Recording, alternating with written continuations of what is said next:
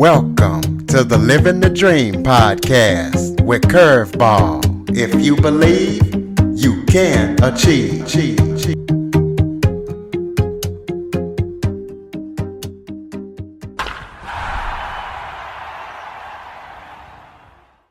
Welcome to the Living the Dream with Curveball podcast, a show where I interview guests that teach, motivate, and inspire. Today, we're going to be talking to business leader, DJ Van Der Venner. DJ focuses on scaling business and healthcare access. So we're going to be talking to him about his business leader experience and also about his healthcare platform that he's launched. So DJ, thank you so much for joining me today.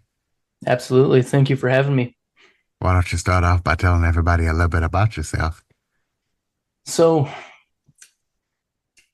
I've definitely got a long story. I can go back as far as you would like me to, but as far as what I do right now, my day-to-day job is running the operations of a doctor's network. So what I do there is I hired most of the doctors, got them up and running, trained them onto the online platform, and they do telehealth visits for a numerous amount of other companies.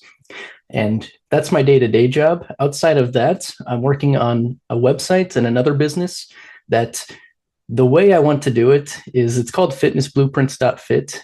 And I want to make it to where it's health programs and online programs that aren't just workouts. You know, I want to have cognitive and mental help and therapy techniques. I want to have physical therapy, body movement.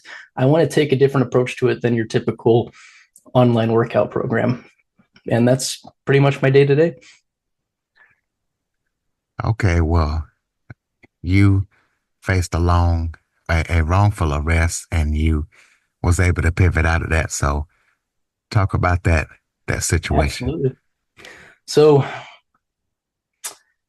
that goes all the way back to when I was 18, actually. And the story there, I don't talk about it a ton for obvious reasons. It's not a super common topic that I enjoy talking about necessarily. But when I was 18, I was in high school.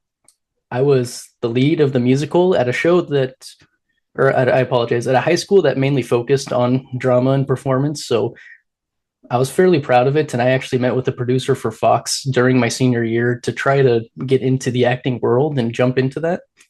And then I turned 18 in April, and about 2 weeks later, I was about to graduate high school when someone spread a rumor about me, and a cop showed up at my door, and there went my acting career. There went my drive, my ambition, and it obviously took a few months, but after enough struggling to find myself and figure out what was best for life, I was just able to shoot right back up, avoid the rock bottom, and I haven't looked back. I'm very happy with how my life is now and how everything turned out. So I have absolutely no regrets, no hard feelings. I'm just glad I was able to make it out, be here with my family and friends, and live life, live the dream.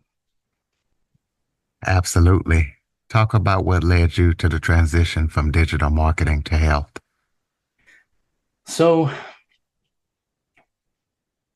when I was roughly 21, I want to say, is when I first got into digital marketing. And the reason I jumped into that is because I knew that marketing applied to pretty much every industry and every business. Some kind of marketing is needed. And obviously, the world we live in is becoming more and more digital every single day. So I wanted to learn everything I could about digital marketing, how people get the word out there, what different ways there are to start the process of acquiring a customer. So I went into it with the mindset that I could take that to any other industry. And long story short, I jumped into digital marketing. I got really good at finding people, but not closing deals. I couldn't find the best leads necessarily. I couldn't close easy deals. And I thought, I need to acquire the skill of sales to finish what I've started. And so that's what led me to high ticket sales. For about a year, I did probably 100 hours a week of just high ticket sales, It was local in my community. I just drove around doing remodeling sales and learned a ton throughout that. So, because of my education in marketing and in sales, I've I didn't realize it at first, but I realize it now that those two have compounded into a skill set that a lot of people and a lot of companies want to have. So I was picked up by a medical company and I started selling pharmaceuticals for them. And long story short, that led me to running a doctor's network. And that was about a year ago when I jumped into the health space. And it's just made me realize how much better I should be taking care of myself in a lot of ways, and how much better a lot of people on planet Earth should be taking care of themselves and do want to. And I want to help people do that as well as help take care of their families and their own health. Well, you built a pretty nice size TikTok following within a year. So talk about the strategy that you took to be able to do that. Absolutely. So that was pretty early on in my digital marketing, actually. That was one of the first things that I tried to learn and figure out. And the reason I took that approach as well is because I bought a digital marketing course that included a lot of things, a lot of different routes that I could have gone. I'm trying to think. That was around 2020, I want to say, the end of 2020. So COVID was still pretty big, but TikTok was also new. And I think the combination of COVID keeping people inside as well as TikTok being a platform that was blowing up, that allowed a lot of growth on TikTok specifically. So that's why I decided to go that route. And I don't want to sell people a course or tell them, they have to go here to learn everything about the specifics for TikTok. If I'm going to give anyone my advice on how I did it and how they can do it as well, I would say save up 100 videos. It doesn't matter if they're good or not, because at the end of the day, you don't know which ones are good or not until you see them perform. You save up 100 videos, TikTok videos, you can save them as drafts in the app. And then what I did after I hit 100 was I posted 3 a day. So I had enough for roughly a month, and then I kept creating more. And when I posted 3 a day, for one, I got better at creating them and learning how to use the algorithm in the platform to grow my following and grow my reach. And I would say it was about 2 weeks into it, roughly. I was, just like anyone else starting any venture, they are curious to know if they're just wasting their time. I had 40 followers after 2 weeks. It didn't seem to be going anywhere. And for me, myself, years ago, 4 or 5 years ago, I was definitely not an extrovert by any means. I was not one to jump in front of the camera, to jump onto TikTok. That just wasn't who I was. So doing that was a challenge. But like I was saying, about 2 weeks into it, I had 40 followers. I fell asleep on a Saturday night and I woke up Sunday with 1,200 followers, and it just kept going after that. And it's really just about the consistency of sticking with it, as well as doing as much as you can to serve the person watching the video more than serving yourself, which I think is an issue to most people that are starting up a business or a venture like that. They just want to get the best reward for themselves without giving back to the people. Let's take a quick break. Okay, everybody, it's Michael E. Cullen II. And I'm Sesame and Carta from the All Too Real 2 podcast. We're passionate about movies, TV, and pretty much all things pop culture. Dive into the chaos of failed sitcoms, direct-to-video sequels, and the quirky realms of cinema and TV. Join us every Thursday for your dose of All Too Real 2 entertainment. We'll guide you through debates like whether Howard the Duck qualifies as a superhero. Ponder if Larry the Cable Guy could be the new Rock or Schwarzenegger. Discover if some shows and movies should have stayed in the cutting room. Ever heard of a sitcom featuring that dictator with the funny mustache? Well, we watched it. We're dedicated to unraveling the peculiarities of pop culture, sometimes with awesome guests. So, if you're into the eccentric world of pop culture, listen and subscribe to All Too Real 2. Available wherever you find podcasts and on Age of Radio.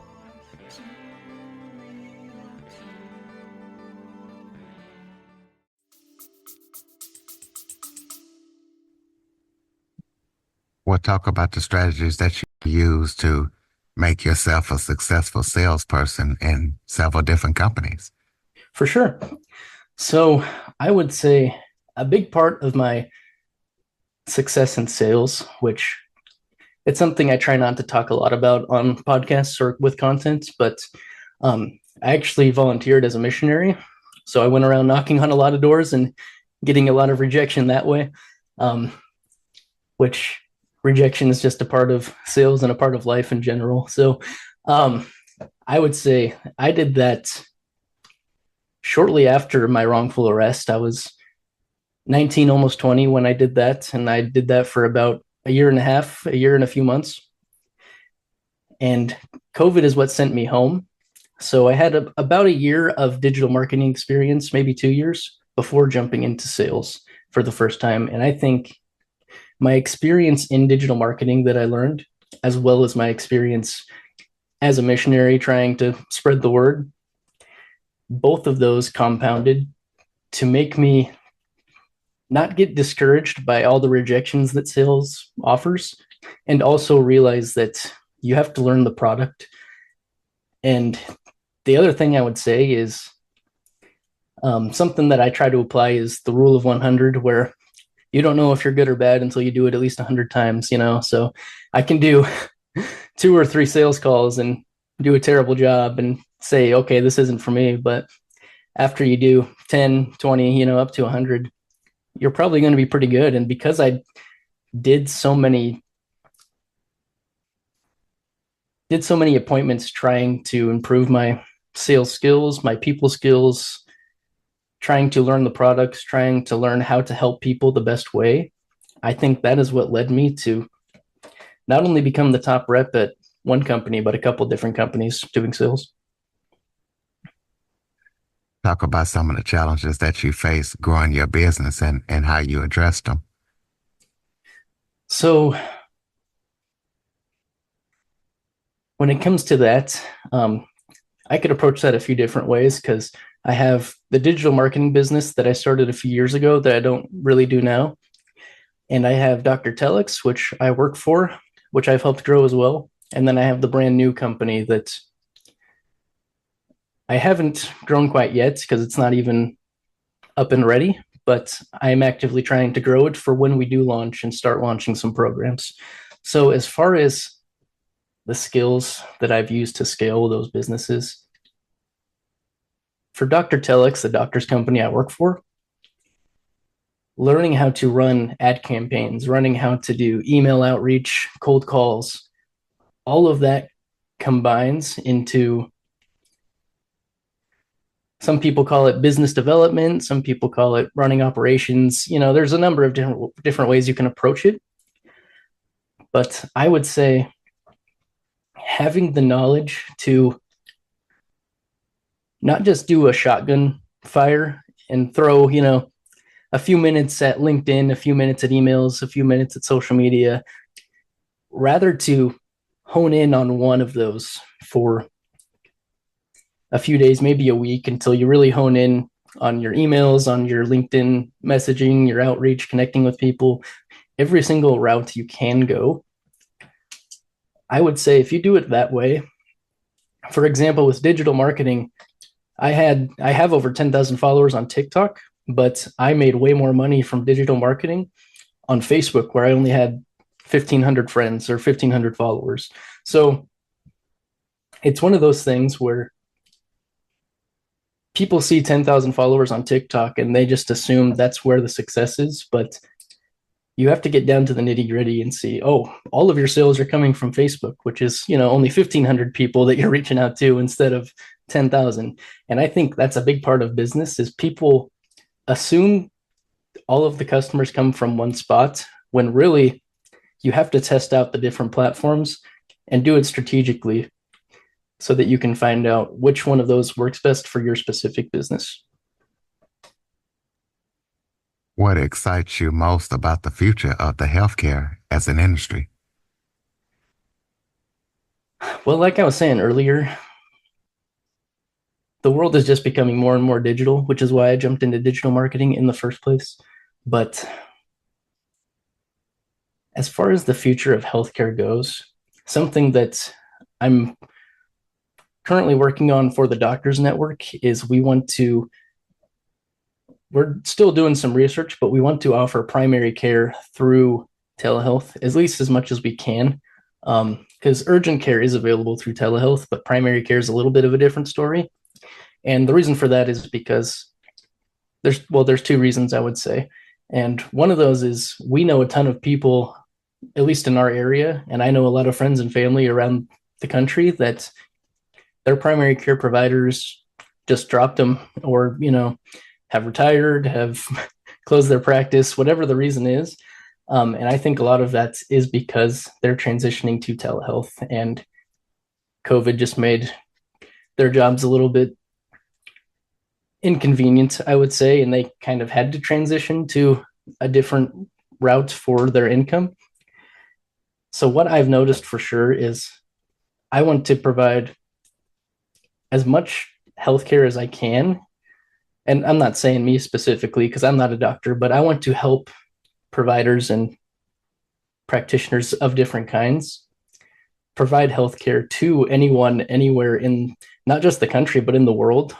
We're looking into a project right now to help a nonprofit organization in South Africa, potentially, because everyone in the world needs healthcare. And going back to my website, fitnessblueprints.fit, I think there's a lot of people out there that they don't work out and they don't jog or, exercise, anything like that, because they have lower back pain, or maybe there's something on their mind that they can't get past. And I want to help those people through the internet and through digital marketing and a website to overcome those obstacles, whether it be lower back pain or whether it be they just need to clear up some things in their head, anything in between. I think the internet is a way to help people become better and become healthier. And that's the world we're heading into as well. What advice would you give someone looking to enter into high ticket sales? Advice I would give. So, as far as sales goes,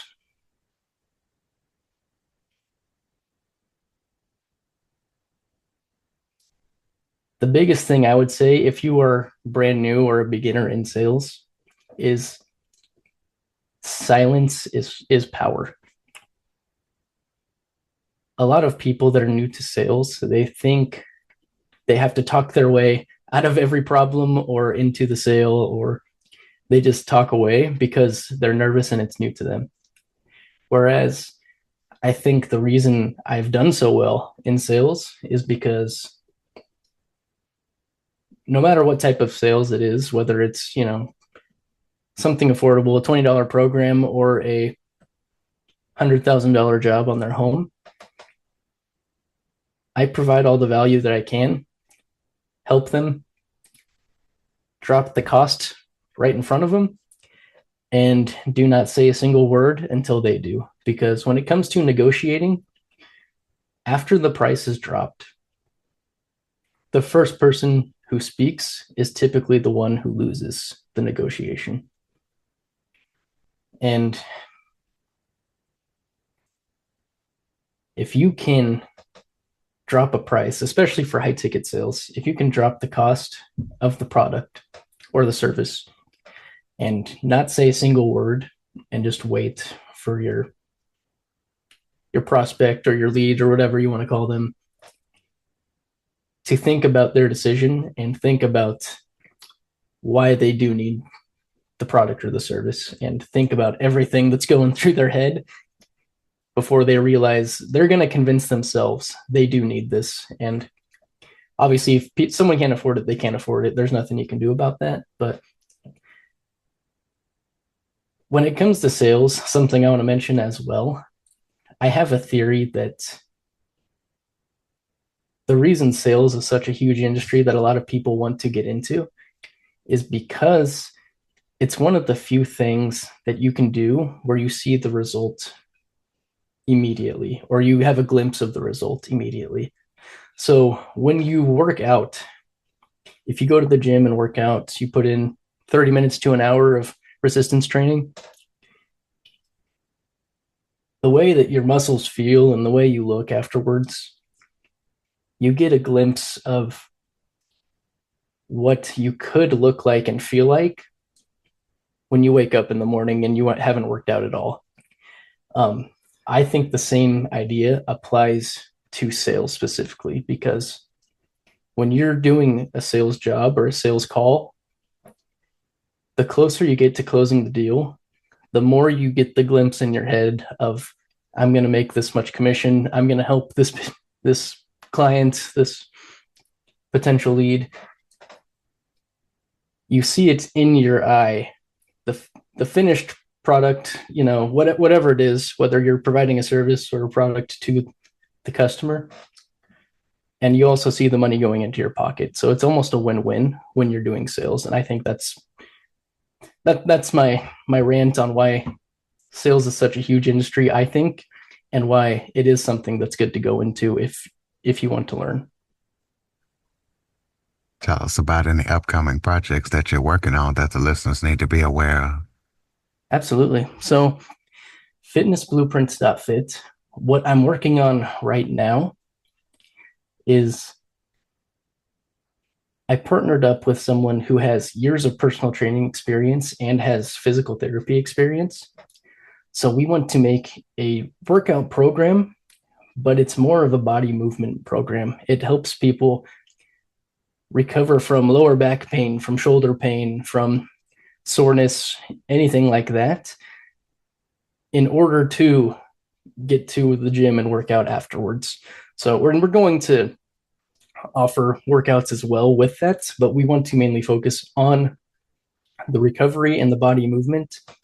And something else, like I've been saying, is something more on the mental health side of it, where since I do run a doctor's network, I know quite a few doctors all around the world, and I'm thinking about reaching out to some of the psychologists and having the second program that we launch be more of a cognitive behavioral therapy, or maybe just a clearing your head program, something very simple like that, so that people can focus on their focus. They can improve their life, improve their family relationships, as well as feel better throughout their body. That's really what I'm focused on right now. And once those two are done, who knows where Fitness Blueprints will go after that. Okay, throw out that website once more so people can keep up with everything that you're up to.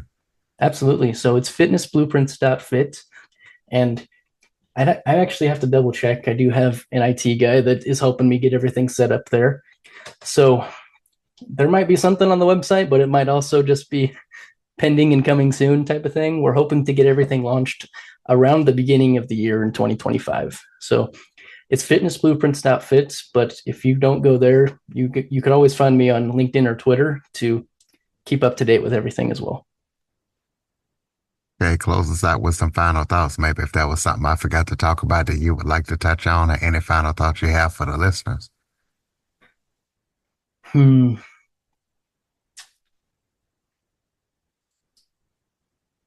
I would say something that's been on my mind a lot lately is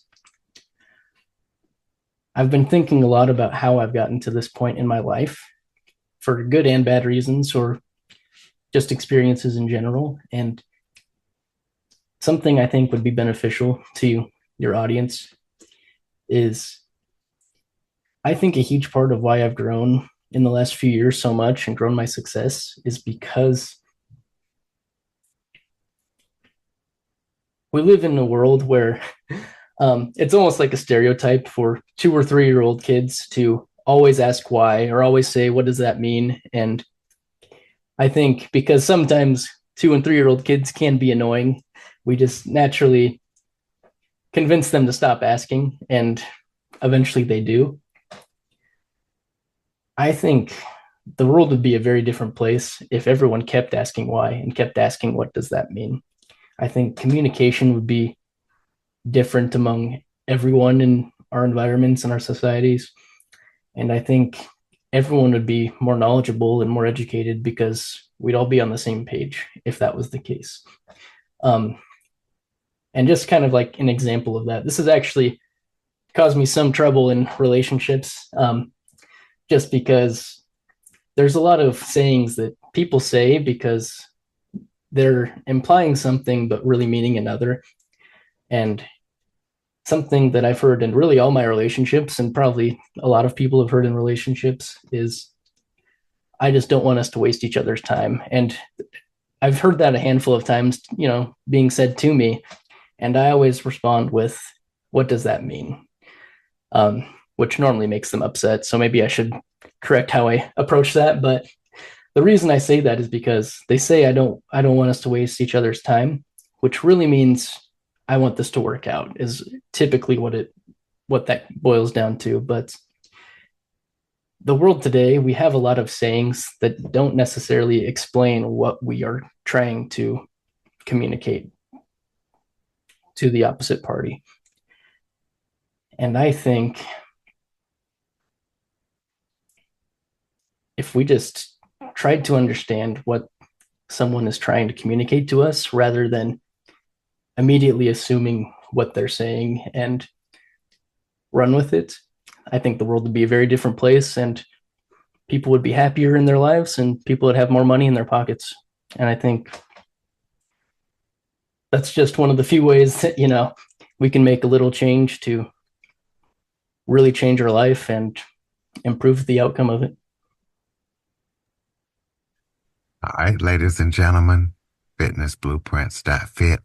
Please be sure to check out the website and everything that DJ's up to. Follow, rate, review, share this episode to as many people as possible. Jump on your favorite podcast app, follow us, leave us a review, share the show. If you have any guest or suggestion topics, Curtis Jackson 1978 at att.net is the place to send them. Thank you for listening and supporting the show. DJ, thank you for all that you do, and thank you for joining us. Absolutely. It was a pleasure to be here.